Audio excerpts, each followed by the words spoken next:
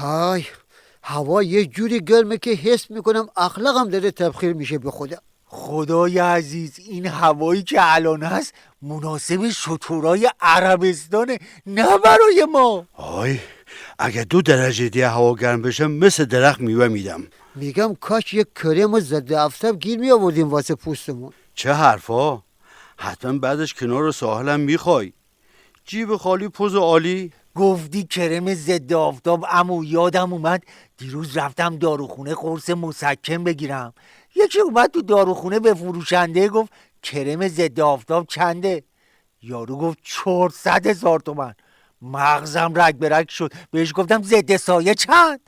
طرف اسپری آسمشو در آورد 2 تا زد تو دهنش رفت. نمیدونم چرا جوابمو نداد. حتما نداشته آقا جان. تو رو خدا یکی به من بگه تو این گرما واسه چی اومدیم پارک؟ مگه موقمون تاب داره؟ عمو جان هر روز 4 ساعت برقامونو قطع میکنن. دیدم تو خونه کباب میشیم، گفتم بیاین پارک یکم هواش بهتره. خدا لعنتشون کنه. میگم ما چرا برقا را در 2 هفته پیش قطع نمیکردن؟ آخه ربرشان توی یخچال بود.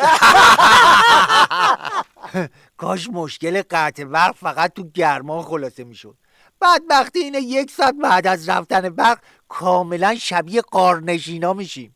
برق نداریم و تاریکه، پمپ آب کار نمیکنه، آنتن موبایل میره، نت هم نداریم. ولی به جاش تا دلت بخواد آخون داریم. اینجا را نگاه، وزارت نیرو خبر از 2 برابر شدن قبض برق داده. اصلا مگه ما برقم داریم؟ بعضی اوقات یه چیزایی تو سیم میاد. بابا شما یادتون نمیاد امامشون که اومد قرار بود بدون پول بهمون برق بده، الان بدون برق داره ازمون پول میگیره. الهی گور به گور بشی خمینی. به نظرم تو رکوردهای گینیس باید ثبت بشه تنها حکومتی که موفق شده با انرژی هسته‌ای برق قطع بکنه این آخوندا بودن. بچه‌ها یه خبر داغ از اخوند خاتمی میخونم که کلک پارتون بریزه. طرف بدون اینکه خندش بگیره گفته ما در نوک قله‌های پیشرفت قرار داریم. این کار 2 گرم شیره نیست ها، 2 گرم شیشه است. بابا به خدا اگه شیره را با الکترود 8 هم میکشید چنین چرت و پرتی بیرون نمیداد. گمونم اسید به خودش تزریق میکنه قبل از سخنرانی.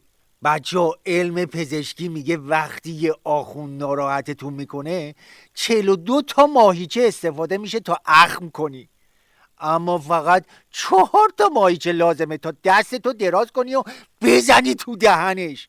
دیگه هر جور خودتون راحتین. وظیفه من اطلاع رسانی بود که بهتون گفتم. واقعا گول گفتی عمو سفتر. خودم میدونم.